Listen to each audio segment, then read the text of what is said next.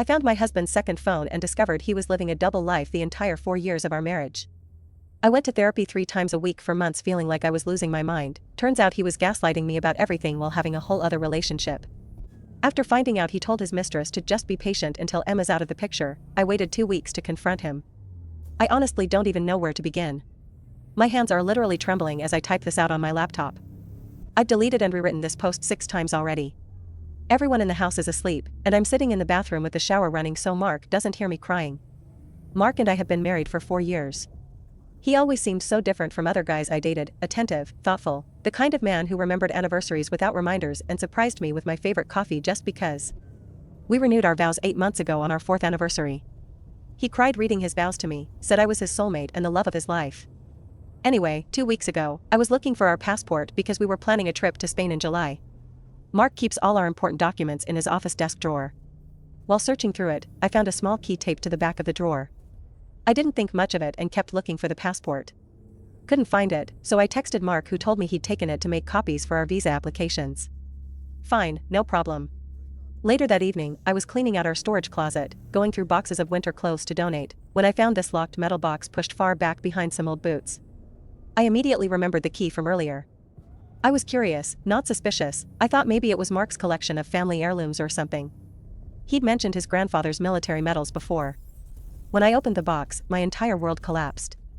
Inside was a second phone, several hotel receipts, printed photos of Mark with another woman, and a small journal. My hands were shaking so badly I could barely hold the phone. I turned it on, half expecting it to be locked, but it wasn't. The background was a photo of Mark kissing a woman I'd never seen before. I stood there in shock for what felt like hours but was probably only minutes. I scrolled through the text messages first. There were thousands between Mark and someone saved as he going back over 3 years. 3 years. That's almost our entire marriage. The messages were everything from mundane daily check-ins to explicit photos to discussions about their future together. I read message after message until I came across one that made my blood freeze. Emma's been asking questions about the late nights at work. Just keep being patient until she's out of the picture, then we can finally be together properly. Until I'm out of the picture. What did that even mean? Was he planning to leave me? Or something worse? I felt physically sick. The journal was even more devastating. It was a detailed account of their relationship, when they met, 6 months after our wedding, how they managed to keep it secret, and his plans to eventually leave me. There were entries about how he sometimes felt guilty but believed he'd found his true soulmate in this woman named Elizabeth. I carefully put everything back exactly as I found it, locked the box, and returned the key to his desk. Then I went to the bathroom and threw up. I've spent the last 2 weeks in a daze, trying to process what I've discovered. I go to work, come home, make dinner, and pretend everything is normal while my entire world is burning down around me. I've been keeping track of Mark's movements, looking for patterns I missed before. The late meetings that happen every Tuesday and Thursday. The work trips that never seem to have any souvenirs or stories. The guy's nights where he comes home smelling like perfume I don't wear. How could I have been so blind? How did I not see any of this? I started going through our entire relationship in my head, looking for signs. The way he keeps his phone face down. The sudden password changes on his laptop for work security. The mysterious weekend errands that take hours longer than they should. I haven't told anyone yet. Not my sister, not my best friend Jenna, no one. I'm too humiliated, too broken. I keep thinking there must be some explanation, something I'm missing. But the evidence is overwhelming. I've been making subtle changes, though. I created a separate bank account and transferred some of my money there. I've been gathering important documents and scanning them. I've been taking photos of our belongings, making an inventory. I'm not sure why, I guess preparing for the worst. Last night, Mark asked if I was feeling okay because I've been distant. The audacity of this man to question my behavior while he's living a double life. I smiled and said I was just tired from work. He kissed my forehead and said he loved me. I wanted to scream. This morning, I found myself researching divorce attorneys. I've made an appointment with one for next week. I'm not 100% sure that's what I want yet, but I need to understand my options. I don't even know what I'm asking for here. Advice? Support? A time machine to go back and never meet Mark in the first place?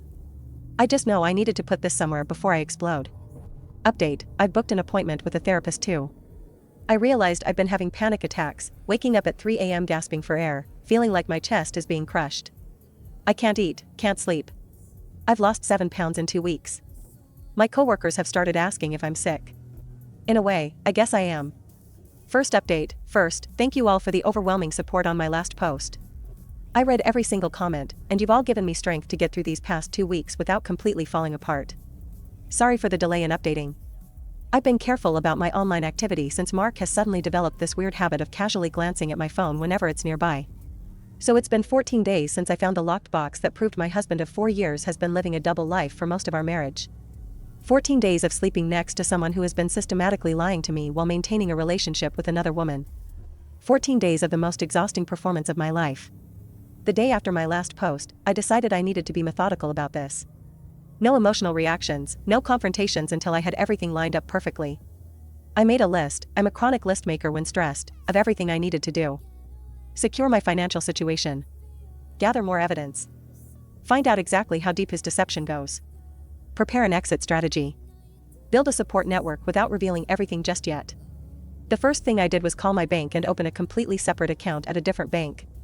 Then I started slowly moving money from our joint accounts into my personal one, nothing drastic, just enough each day that it wouldn't immediately raise flags.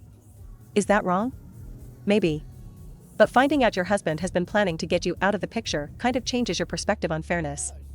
Last weekend, Mark suggested we go away for a quick weekend trip to reconnect because he felt I'd been distant. The irony wasn't lost on me. I agreed but suggested we go camping instead of the luxury hotel he had in mind. The look on his face, y'all. He recovered quickly with a "whatever makes you happy, babe," but I saw that flash of annoyance. Everything is suddenly making sense now. The camping trip was actually revealing in ways I hadn't expected. Our cell reception was terrible out there, and Mark spent almost the entire weekend checking his phone and complaining about the spotty signal. He kept hiking up to this ridge where he could sometimes get one bar. At one point, I followed him quietly and overheard him telling someone he was going crazy being stuck in the middle of nowhere and would make it up to them when he got back. Who was he talking to? Obviously Elizabeth, the woman he's been seeing behind my back for 3 years. When we got home Sunday night, he immediately said he needed to run to the hardware store for some supplies for a project at work. He was gone for over 2 hours for a trip to Home Depot, which is 15 minutes from our house. When I checked our joint card app later, there was no charge from Home Depot, but there was a $45 charge from a restaurant across town. I've also been digging through our financial history, and what I found made me physically sick. Over the past 4 years, Mark has spent over $22,000 on unexplained purchases, hotel rooms, restaurants, gifts I never received. There's a pattern of large withdrawals right before his work trips, suggesting he's been funding a whole separate life that I knew nothing about. Last week, I went through his car while he was at the gym, something I never thought I'd do, but desperate times. In the spare tire compartment of his trunk, I found a small bag containing a bottle of cologne I've never smelled on him, a change of clothes, and a framed photo of him with Elizabeth at what looks like a beach resort. The photo was clearly taken during what he told me was a team building retreat in Florida last year. I took pictures of everything with my phone before carefully replacing it all exactly as I found it. The psychological warfare is the strangest part of all this. I've been slightly altering my behavior, being just a little less affectionate, taking more private calls, mentioning casual conversations with a friend from college who just went through a terrible divorce. Nothing confrontational, just different. And Mark is losing it. 2 nights ago, he actually went through my closet while I was in the shower. I only know because he left my shoes in a different order than I keep them. Yes, I'm that person who arranges her shoes precisely. When I came out and noticed, I didn't say anything, just rearranged them while he watched from the bed pretending to be on his phone. Yesterday I found him scrolling through my iPad search history while I was making dinner. I'd intentionally left searches for "signs your husband is cheating" and "divorce lawyers in our city" for him to find. When I walked in, he practically threw the iPad onto the couch and started rambling about how much he loved the pasta I was making, even though I was clearly making stir-fry. Our refrigerator has been making this weird clicking sound for months, and Mark always said he'd fix it. Yesterday I casually mentioned maybe we should just buy a new one, and he immediately went into fix-it mode, spending 3 hours tinkering with it. Suddenly all those household tasks he's been putting off for months are getting done, the leaky bathroom faucet fixed, the broken closet door repaired, the wobbly patio chair stabilized. It's like watching someone frantically trying to prove their value. I've started having coffee with my sister Lisa once a week. She's the only person I've told about what's happening. She was initially shocked, then furious on my behalf, and has now become my co-conspirator and sounding board. She helped me set up a separate email account that Mark doesn't know about and suggested I start documenting everything. Last Wednesday, I told Mark I was working late at a client meeting. Truthfully, I was actually just sitting in a coffee shop reading through divorce resources and taking notes, and Mark showed up unannounced with dinner. He's never done this in 4 years of marriage. He claimed he was just missing me, but spent the entire impromptu dinner interrogating me about a call he'd overheard me having with Lisa where I'd mentioned something about making big changes. The call was actually about possibly changing my hair color, but he doesn't need to know that. Then came the credit card statements incident I briefly mentioned in my last post. I'd left some printouts on my desk showing his suspicious purchases over the past year. I hadn't confronted him about them, just left them there. When I came home that evening, the papers were in a different position. He'd seen them, panicked, and that's why he bombarded me with calls while I was in meetings. When I finally called him back, the conversation went like this. Me, hey, what's the emergency? My phone was in my desk during meetings. Mark, breathing heavily, no emergency, just, is everything okay with you? With us? You've been different lately. Me, different how? Mark, I don't know. Just distant. And you've been taking a lot of private calls, and you mentioned something about big changes. I'm worried about you. Me, everything's fine, just busy with work. Why would anything be wrong? The silence on his end was so long I thought the call had dropped. Mark, no reason. I just love you, that's all. Me, I love you too. The biggest lie I've ever told. After we hung up, I sat in my car and cried for almost an hour. Not because I'm sad the marriage is ending, but because I'm mourning the relationship I thought I had. The Mark I fell in love with doesn't exist, he's a character played by a man who's been living a double life for years. Last night, he suggested we renew our vows again, maybe have a bigger ceremony this time and invite our extended families. When I asked why the sudden interest in renewing vows again, he stammered something about celebrating our love with everyone important to us. Translation, he's panicking about his secret being discovered and wants to cement his position in our marriage. I smiled and said maybe next year. The relief on his face was palpable. What he doesn't know is that I've already spoken to a lawyer, not one from the searches I left for him to find, but someone recommended by Lisa who doesn't live anywhere near us. I have an appointment next week to discuss my options. I've documented the financial discrepancies, I've secured my most important personal documents and irreplaceable family heirlooms by taking them to my sister's house to show her for gift ideas, another lie, but hey, I learned from the master. The weirdest thing happened this morning. I was getting ready for work, and Mark came up behind me in the bathroom, hugged me, and started crying. Actually crying. Said he felt like he was losing me and didn't know why. For a split second, I almost broke down and confronted him right there, but then I remembered all the messages I'd read, remembered him telling Elizabeth he was waiting for me to be out of the picture, and I just patted his arm and told him everything was fine, just busy at work. His tears dried up remarkably quickly when I mentioned I might have to cancel our trip to Spain. Funny how his emotional crisis evaporated at the mention of a luxury experience potentially slipping away. The confrontation is coming. I'm almost ready, but I want him to sweat a little more, to feel the ground shifting under his feet without understanding why. I want him to experience just a fraction of the uncertainty and betrayal I've been feeling. Is that petty? Maybe. But when someone shatters your entire reality, I think you're entitled to a little pettiness. Edit, to those asking if we have kids, thankfully, no. Mark always had just one more thing he wanted to accomplish before starting a family. I now realize that one more thing was figuring out how to leave me for Elizabeth without losing his comfortable lifestyle. Edit 2, Mark just texted asking if we can have dinner with my parents this weekend. Says he misses them. I bet he does, my dad just got a new boat. Second update, hey everyone.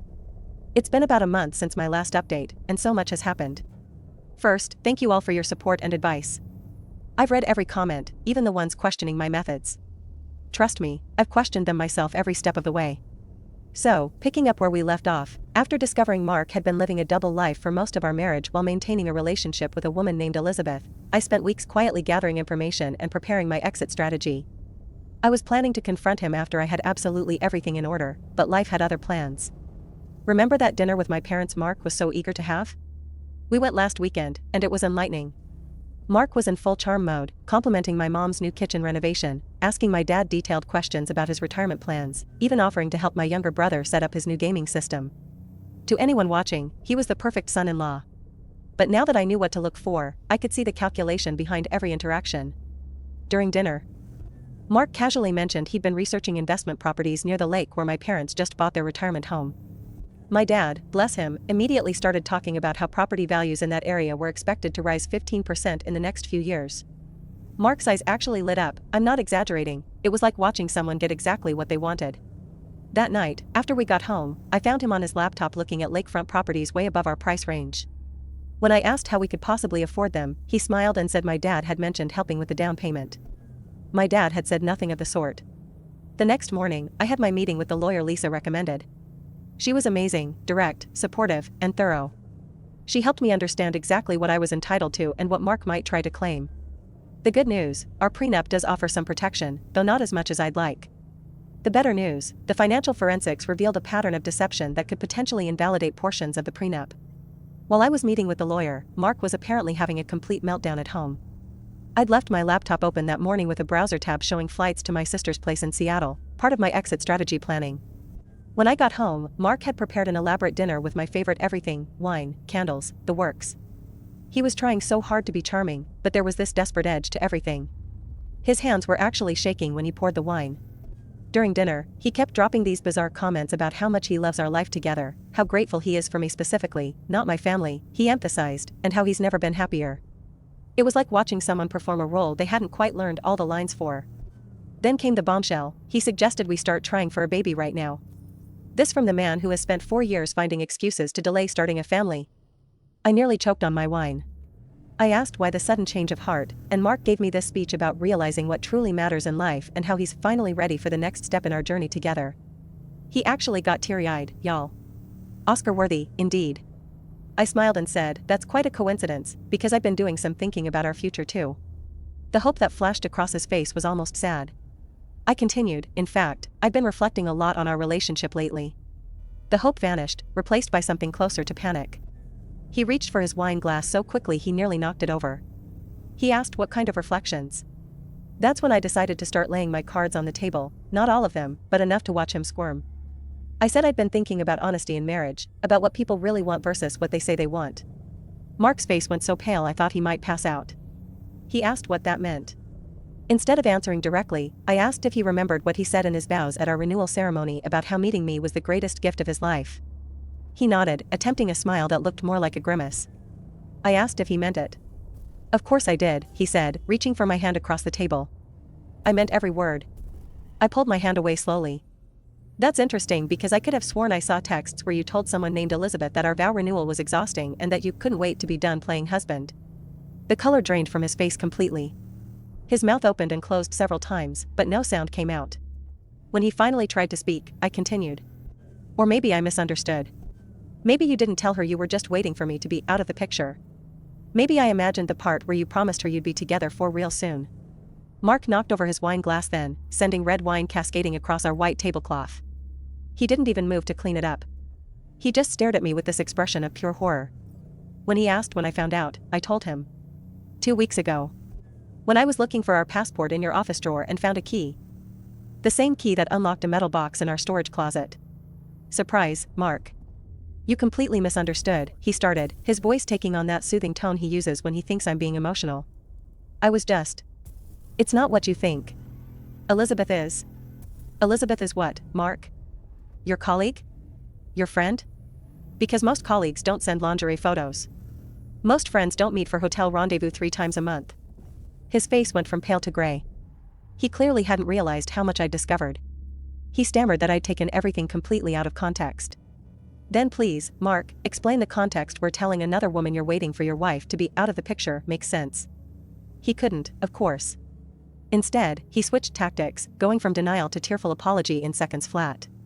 He claimed he'd been going through a personal crisis when I saw those messages, that he'd been confused but had realized he only wanted me, that Elizabeth meant nothing to him. I just sat there watching this performance with new eyes. All the things I used to find sincere, the tender glances, the earnest declarations, the vulnerable moments, now looked like carefully calculated moves in a long con. Are you leaving me? He finally asked. I haven't decided yet, I lied. Of course I had decided, but he didn't need to know that yet. What followed was 2 weeks of the most exhausting emotional manipulation I've ever experienced. Mark pulled out all the stops, he sent flowers to my office every day with increasingly desperate notes. He contacted my parents claiming he was worried about my sudden change in behavior. He suggested couples therapy, rich, coming from someone who's been living a double life. He even reached out to Lisa, trying to get her to talk some sense into me. The most telling part? During his campaign to save our marriage, he never once mentioned Elizabeth. It was like he was carefully pretending she didn't exist, that the entire second life I'd discovered was simply a figment of my imagination. Meanwhile, I continued executing my plan. I moved the remaining funds from our joint accounts into my secured personal accounts. I packed essentials and irreplaceable items and moved them to a storage unit Mark doesn't know about. I also had a private conversation with my parents, which was one of the hardest things I've ever done. My dad has always treated Mark like the son he never had, and my mom adored him for supposedly making me happy. Telling them that their beloved son-in-law was a fraud who'd been living a double life nearly broke them. Dad wanted to confront Mark immediately, but I convinced them to follow my lead for just a little longer. The dishwasher broke down 3 days ago, perfect timing, right? Mark immediately volunteered to call someone to fix it, which was unusual since he normally complains about repair costs. I said we should just buy a new one, and he agreed without even asking about the price. He's desperately trying to appear unconcerned about money now. Last night, we attended a dinner party at my friend Rachel's new house. Mark has always found Rachel a bit too much, his words, with her loud personality and unfiltered opinions, but last night he was hanging on her every word, laughing at all her jokes, even complimenting her TikTok dance videos that he's previously called embarrassing at her age. Halfway through dinner, Rachel's boyfriend Joe, who knows nothing about my situation, casually mentioned a news story about a guy who had maintained 2 separate families for years, neither knowing about the other. Everyone laughed about what an idiot the man was to think he could get away with it, everyone except Mark, who suddenly became very interested in his mashed potatoes. When Joe asked him what he thought about the story, Mark muttered something about not all relationships being what they seem on the surface. The table went quiet. I could feel Rachel looking at me, confused by the sudden tension. I just smiled and asked her to pass the salt. On the drive home, Mark was unusually quiet. When we pulled into our garage, he turned to me with this desperate look and asked if everything was really okay between us.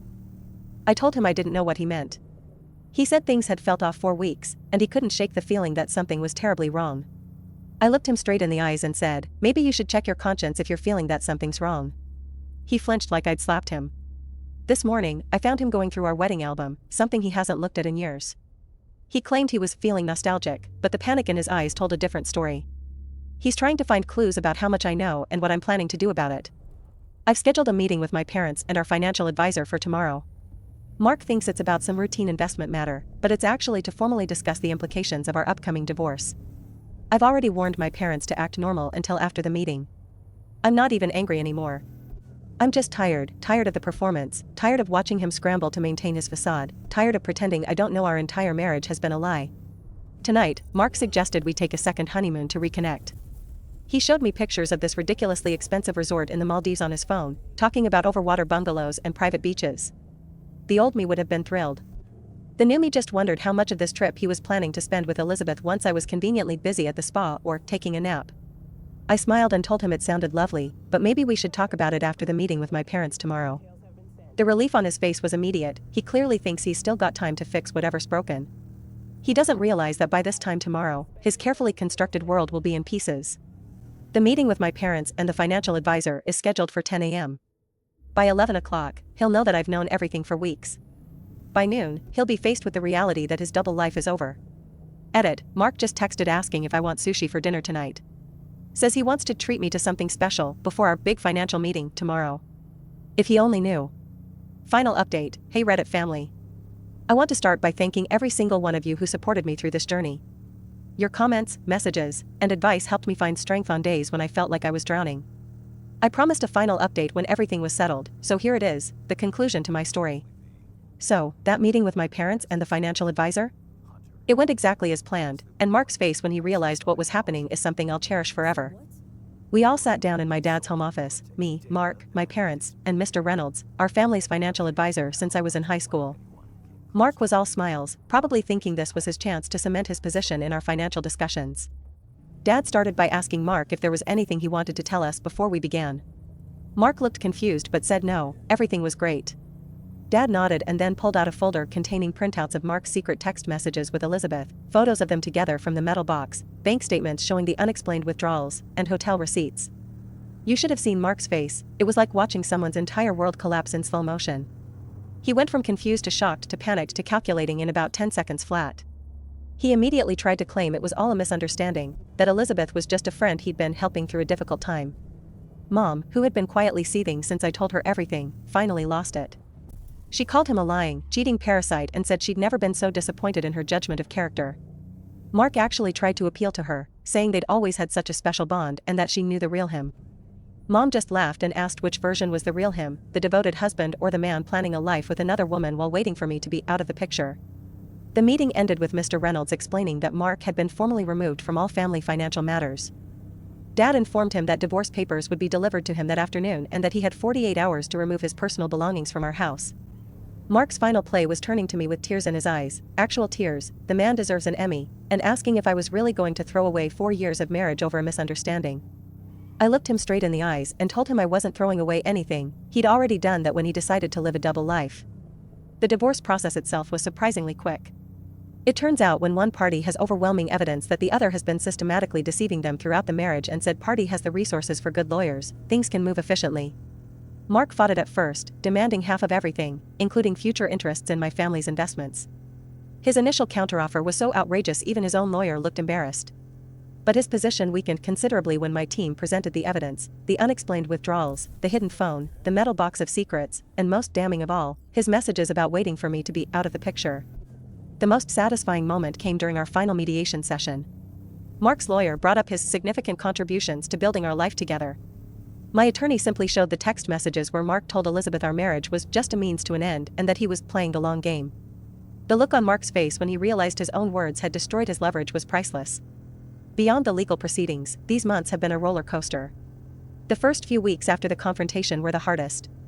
I cycled through rage, grief, humiliation, and crushing self-doubt. How could I have been so blind? How could I have missed all the signs? My therapist, yes, I got an excellent therapist, best decision ever, helped me understand that Mark's deception wasn't successful because I was stupid or naive. It was successful because he was calculating and skilled at manipulation. She helped me see that trusting someone isn't a weakness, breaking that trust is the failure, not giving it. I moved out of our house even before it was sold, too many memories tainted by the knowledge that Mark had been performing rather than loving me there. I found a beautiful apartment downtown, much smaller than our house but completely mine, decorated exactly as I want with no consideration for anyone else's preferences. The first night in my new place was weirdly hard.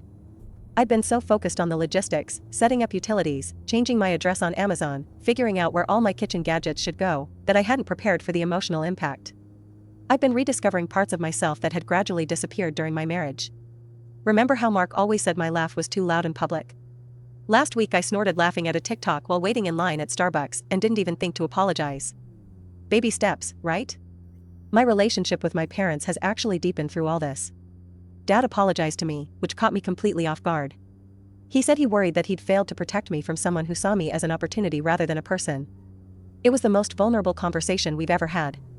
Mom has gone full mama bear mode, checking in on me daily and sending me articles with titles like 10 Signs He's a Pathological Liar and How to Trust Again After Betrayal. It's a bit much, but I appreciate the sentiment. She's also set me up on 2 blind dates already, both with men she's personally vetted for moral character. I've declined them all. I'm nowhere near ready to date again, but her heart's in the right place. My friends have been incredible, especially Lisa and Rachel, who have shown up for me in ways I can never repay. They've taken turns staying with me during the hardest days, brought over wine and ice cream without being asked, and listened to me tell the same angry stories without ever looking bored. The strangest part has been running into mutual friends who don't know the whole story. Last week, I bumped into Mark's buddy Chris at the grocery store.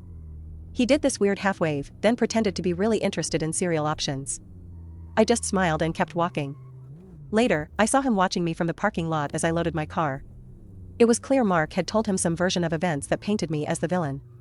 Whatever, I don't have the energy to care what Mark's friends think anymore. Last month, Mark actually showed up at my apartment unannounced. He said he wanted to talk, to explain himself. I told him he'd had 4 years to be honest with me, and I wasn't interested in whatever story he'd crafted now. He tried to hand me a letter, which I refused to take. He left it in my mailbox anyway. For a moment, I considered burning it unopened, but curiosity won out. It was a strange mix of apology and justification. He claimed he truly had grown to love me despite his complicated situation with Elizabeth, that he regretted how things ended, that he missed us and the life we had built. I read it once, then shredded it without responding. His words have no power over me anymore. According to Lisa's co-worker, who lives in Mark's new apartment building, he and Elizabeth moved in together last month. I hope she realizes what she's gotten, a man who could maintain an elaborate lie for years without remorse. Some lessons have to be learned firsthand, I suppose. I've also gotten really into painting, something Mark always discouraged because it was messy and not really your talent, babe. Last weekend I finished my first real canvas. It's not gallery worthy, but it's colorful and expressive and completely mine. Do I still have bad days? Absolutely.